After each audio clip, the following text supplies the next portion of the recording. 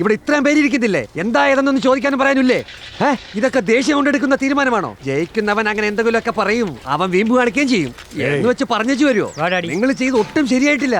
സാർപ്പെട്ട നിനക്ക് മാത്രം ഉള്ളതാണെന്ന് വിചാരിക്കരുത്. എന്താ വിചാരിച്ചിരിക്കുന്നത്? നിങ്ങൾ അത്രയും പേരുടെ വിളിച്ച് വേണ്ടാത്തത് പറഞ്ഞിട്ട് വന്നു. മദ്രാസുള്ള ഒരു ബോക്സറെ കൊണ്ട് വേമ്പിലി അടിക്കാൻ പറ്റില്ല. അറിയാഞ്ഞിട്ട് ചോദിക്കുക, നമ്മുടെ പാരമ്പര്യത്തിൽ അവരോട് മത്സരിക്കാൻ ആരുണ്ട്?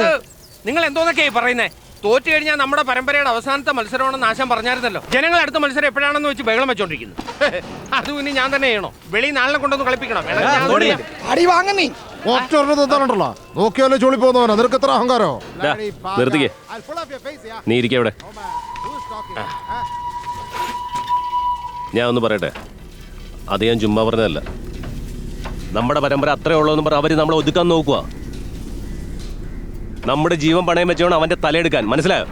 മാമൻ പറഞ്ഞ വളരെ സത്യമായ കാര്യമാണ്. മെയിൻ ബോർഡ് കളിക്കുന്നവര്, റീഫൈഡ് ചോദിക്കുന്നവര്, ഇവരെയൊക്കെ അങ്ങ് തട്ടിക്കളഞ്ഞേക്കും മാമ. എത്ര പിള്ളേർ നമ്മുടെ കൂടെ ഉണ്ട്. അവസരം കിട്ടാൻ നിൽക്കുക. ഒന്ന് ഇറക്കി നോക്കുന്നേ. മാമൻ അറിയാത്തൊന്നും അല്ലല്ലോ. വാസ്തവത്തിൽ വലിയ വലിയ ബോക്സർമാരെ ചെറിയ ചെറിയ ചീല് പിള്ളേരാണ് തകർത്തിരിക്കുന്നത്. നമ്മുടെ കയ്യിലുള്ള അഗ്രസീവ് ഫെല്ലോ വെട്രിയേ ഉള്ളൂ.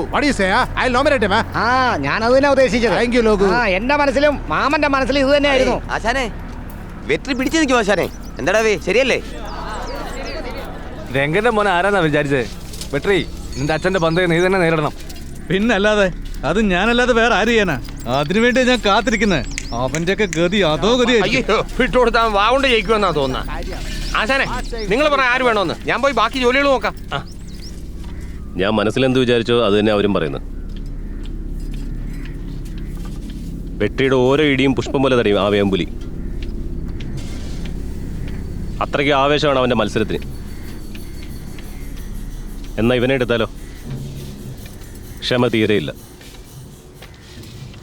ബോക്സിംഗ് എന്ന് പറയുന്നതേ ഒരു തപസ്സാണ്. മുഷ്ടി ഉരുട്ടി ഇടിക്കാൻ പറഞ്ഞാൽ കൈത്തണ്ട കൊണ്ടാണ് ഇടിക്കുന്നത്. പിന്നെങ്ങനെ?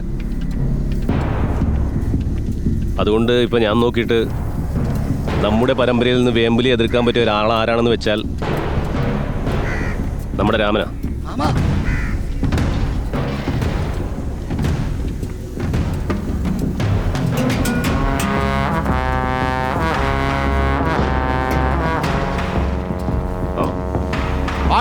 നിങ്ങൾക്കറിയാത്ത കാര്യമാണോ? വേമ്പുലിക്ക് മെഷീന്റെ വേഗതയാ.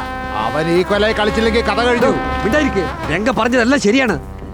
രാമനാണ് പറ്റിയ ആള്. എന്നാ രാമൻ, താൻ പോകാൻ നോക്ക്. എന്താ ഇത്? നിങ്ങൾക്ക് തോന്നിയ പോലെ ഓരോ സംസാരിച്ചോണ്ട്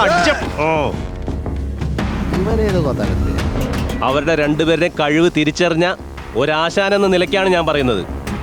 രാമമതി.